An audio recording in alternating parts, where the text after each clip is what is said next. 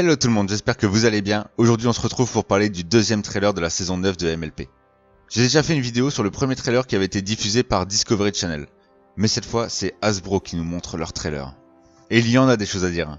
Il y a autant de détails dans ce trailer que celui diffusé par Discovery Channel. Et en plus de ça, de grandes nouvelles sont annoncées dans ce trailer. Commençons tout de suite avec l'intro. Equestria is enjoying its longest period of harmony in years. And it's all thanks to you and your friends. Who, us? Luna nous annonce qu'Equestria connaît sa plus longue période d'harmonie depuis des années. On pourrait donc penser que la saison 9 se passe assez longtemps après la saison 8, ce qui me semble assez probable au vu de la suite du trailer. Mais ça, on y reviendra.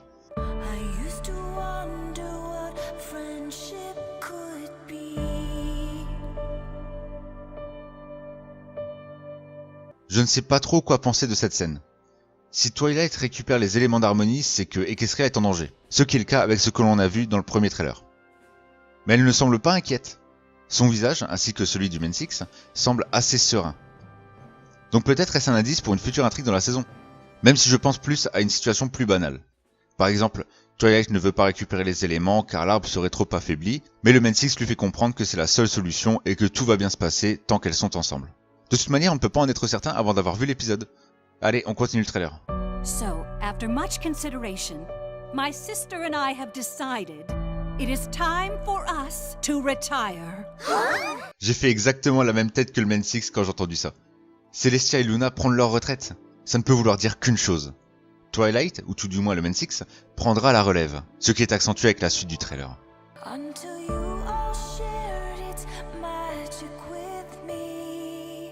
You've proven to me beyond any doubt that you will be a great leader. Ok, là c'est confirmé. Le Mensix prendra la relève de Celestia et de Luna.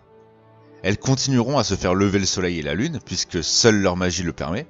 Mais c'est bel et bien le Mensix qui sera à la tête de toute Equestria. Même si je pense plutôt que ce sera Twilight qui endossera le rôle qu'ont toujours tenu les princesses. Et que le reste du Mensix feront office de conseillers. We are kind of an awesome team.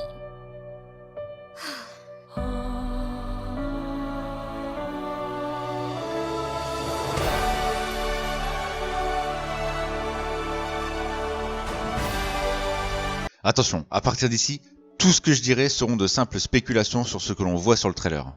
Ici, on voit le Young Six découvrant l'arbre d'harmonie détruit.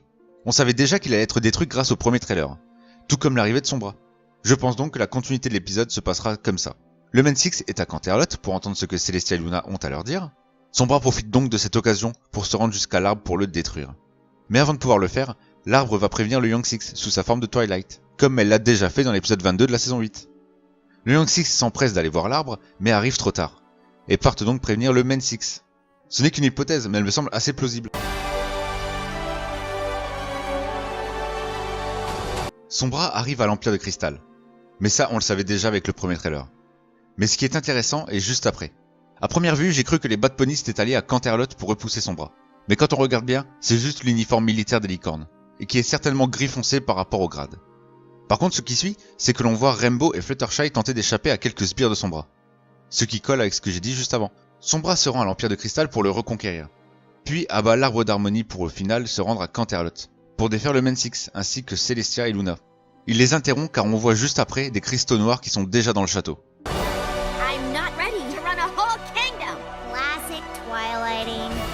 Twilighting? You made me a verb? Élément très important. L'arbre d'harmonie reprend la forme de Twilight pour aller voir le Young Six. En posant le sabot au sol, des lumières jaillissent. Mais pas n'importe quelle lumière, ces lumières portent la couleur du Mensix. Nous avons donc officiellement qui va représenter quel élément dans ce nouveau groupe. Silverstream va représenter le rire, Gallus la loyauté, Yona l'honnêteté, Ocellus la gentillesse, Smolder la générosité et Sandbard la magie. Donc l'élément de la magie prendra en compte uniquement la magie de l'amitié elle-même, puisque Sandbard est un terrestre. You're here together. Nothing can ever take that away from you. That's it then? Do you know you're all my very best friends? Le trailer se termine sur Celestia et Luna en train de repousser son bras. Je n'ai donc plus rien à dire dessus. Mais ce qui est le plus important, c'est l'annonce qui suit. La date officielle de la saison 9. le samedi 6 avril à 11h30 US. Donc 17h30 chez nous avec le décalage horaire. Encore une fois, un trailer plein de promesses et d'émotions. La saison finale arrive. Avant de vous quitter, je tenais à vous faire remarquer quelque chose. On ne voit Starlight qu'une seule fois dans tout le trailer. Et c'est... ici.